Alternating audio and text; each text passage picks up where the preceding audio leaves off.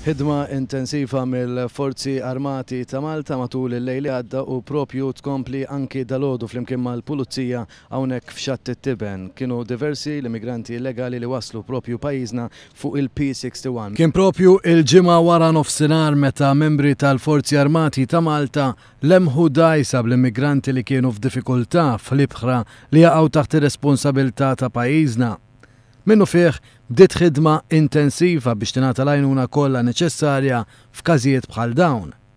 Id-dajsa li fuqha kien hemm mal-250 immigrant Sirjan kienet madwar 65 mil nautiku il barra minn Lampedusa.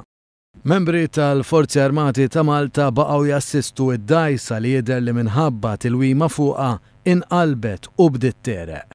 Il-ħidma ta' salvataġġ komplet matul il-lejl kollu qabel ukoll beda il-vjaġġ ta' madwar 10 sigħat biex l-immigranti twasslu pajjiżna. Sa dan it-tant, ftit qabel it-8 tas-Sibt filgħodu, id-dajsa P61 daħlet f'Xatt it-Tiben.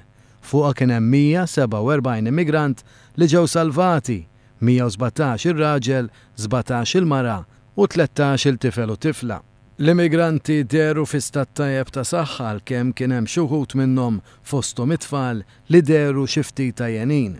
Jassistu lill-immigranti kien hemm diversi tobba mill-Isptar Mater Dei, membri tal-Korp tal-Pulizija, it-Tabib Forensiku tal-Qorti Mario Scerri, id-Deputat Kmandant il-Maġġur Jeffrey Kurmi u il-Brigadier tal-Forzi Armati Martin Xwiereb. L-aktar moment ikraħu ta' diqa kien meta tniżlu 4 katavri minn fost il-31 immigrant ikkonfermati mejta wara it-traġedja tal-ġimgħa wara nofsinhar.